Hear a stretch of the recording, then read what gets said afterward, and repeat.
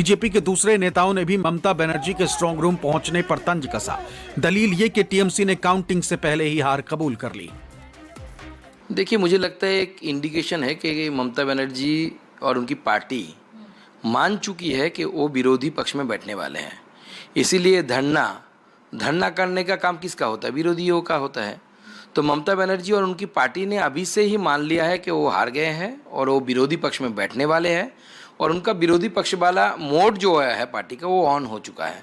इसीलिए उनके सारे लोग धरना दे रहे हैं, ईवीएम के बारे में बात कर रहे हैं। पहले हम ऐसे बोला करते थे, इस बार ममता बनर्जी उनकी पार्टी ने शुरुआत से ये बोलना शुरू कर दिया।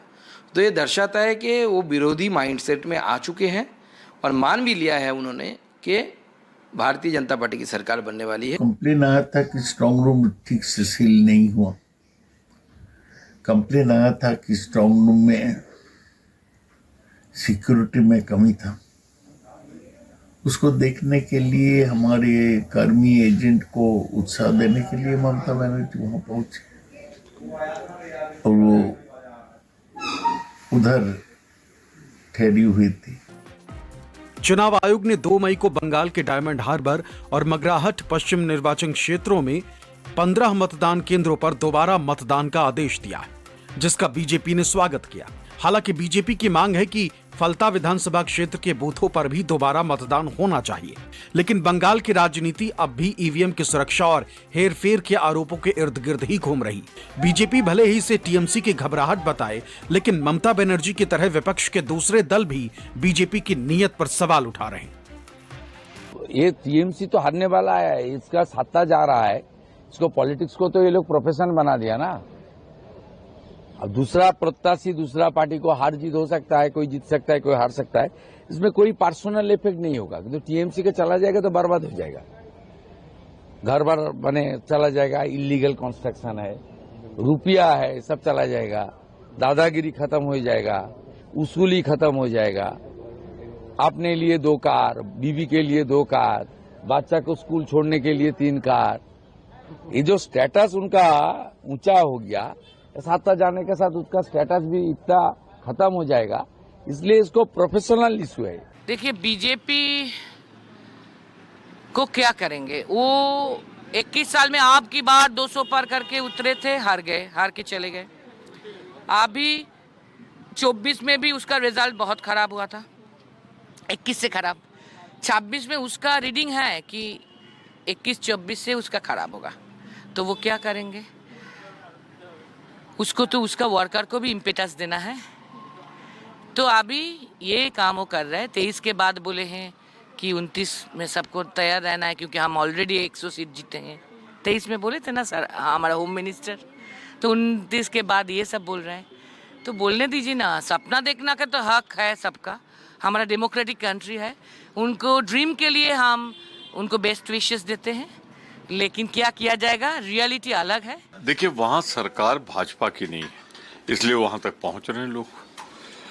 पर जहां जहां भाजपा शासित राज्य है, मैं कहावत के रूप में इस्तेमाल कर रहा हूं, किसी को कोई इल्जाम नहीं लगा रहा हूं। चोर चोर मौसेरे भाई, इल्जाम लगता है इलेक्शन कमीशन पे, सफाई देते हैं भाजपा के प्रवक्ता। ये रिश्ता क्या कहलाता है? मैं सीधे कहना चाहता हूं, इसीलिए हमने राज्यसभा में चीफ इलेक्शन कमिश्नर के खिलाफ नोटिस दी है, क्योंकि आज देश में लोकतंत्र खतरे में है। हर जगह ये हो रहा है। मैं कांग्रेस पार्टी निष्पक्ष चुनाव हो, इसकी पुरजोर वकालत करती है और पूरी स्वच्छता और निष्पक्षता के साथ काउंटिंग हो, इसकी मांग करती है। यही तो मुश्किल है कि हम किस पे भरोसा करें। आपको याद होगा, रिवॉल्वर से वोट रोका जा रहा था, रिवॉल्वर लगा करके वोट रोक दिया था। और मुझे तो लगता है कि उत्तर प्रदेश में जो भारतीय जनता पार्टी ने, इलेक्शन कमीशन ने मिलकर के प्रैक्टिस की थी, ट्रायल किया था, उसका पूरा ऑपरेशन उन्होंने वेस्ट बंगाल में कर दिया है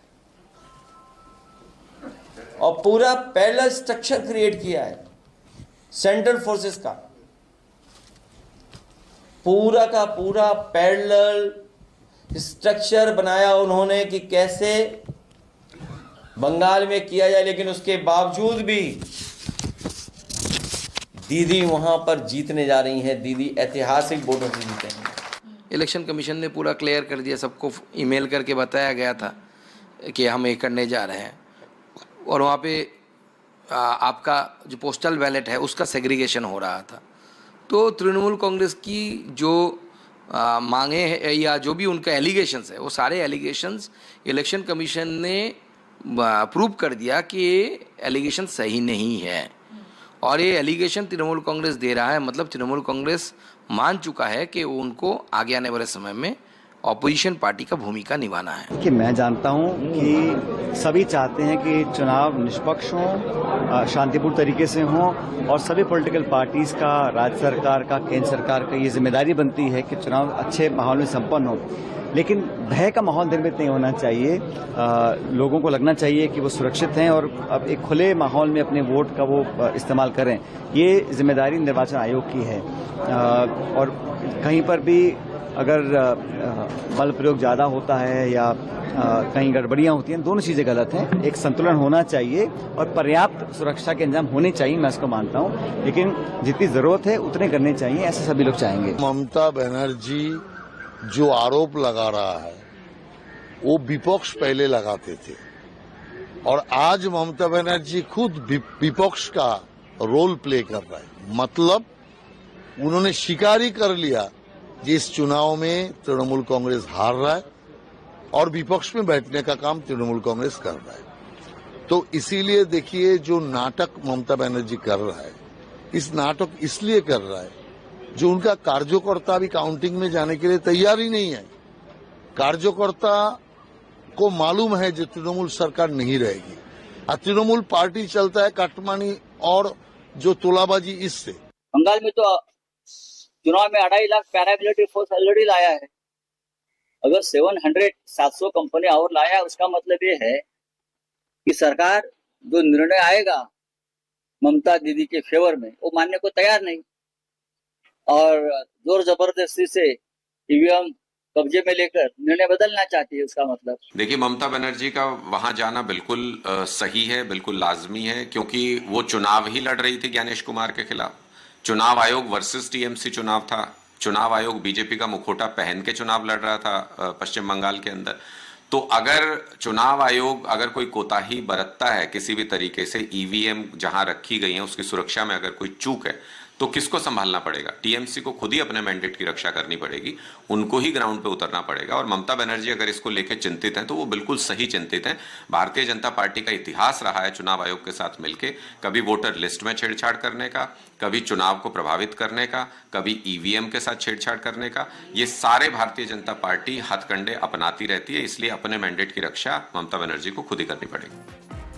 बुधवार की शाम जब अधिकांश एग्जिट पोल्स में बीजेपी को बंगाल जीतते दिखाया गया, तभी से बीजेपी के नेता जश्न के मूड में आ गए। लेकिन ममता बनर्जी ने न सिर्फ एग्जिट पोल को फर्जी बताया, बल्कि इसे बीजेपी दफ्तर से तैयार किया गया पन्ना करार देते हुए एग्जिट पोल दिखाने वाली मीडिया को भी कटघरे में खड़ा कर दिया। नमस्कार, আমি বাংলার মামাটি মানুষকে অনেক আমার প্রণাম, সালাম, জোহার এবং জয় জিনেন্দ্র আমি সবকিছু জানাচ্ছি। সত শ্রী আকাল জি। আপনারা সকলে ভালো থাকুন, সুস্থ থাকুন। আপনাদের প্রতি আমরা খুব কৃতজ্ঞ। এত রোদ্দুরের মধ্যেও এবং সবকিছু অত্যাচার সহ্য করেও আপনারা যেভাবে ভোট দিয়েছেন লাইনে দাঁড়িয়ে, আপনাদের কাছে আমরা খুব কৃতজ্ঞ। আমি আমার কর্মীদের কাছেও খুব কৃতজ্ঞ, যারা জীবনপণ লড়াই করে অনেক অত্যাচার সহ্য করে সেন্ট্রাল ফোর্স এবং এখানকার ফোর্স সবার যৌথ অত্যাচার সহ্য করেও টোটাল সমস্ত machinery government of India, prime minister, home minister থেকে শুরু করে পুরো গভর্নমেন্ট অফ ইন্ডিয়া এবং 19টা রাজ্যের বিজেপি নেতাদের এবং অর্থ ভান্ডার, শক্তির ভান্ডার, বন্দুকের ভান্ডার নিয়ে যারা বাংলার মানুষকে জব্দ করতে চেয়েছিলেন, জব্দ তারা কিন্তু ভোট বাক্সে হয়ে গেছে। আমি আপনাদের নিশ্চিন্ত করে বলতে চাই, যেটা টিভিতে দেখাচ্ছে এটা বিজেপি অফিস থেকে কালকে বেলা 1:08 সার্কুলেট করেছে এবং টাকা দিয়ে বলেছে যাতে এটা দেখানো হয়। তার কারণ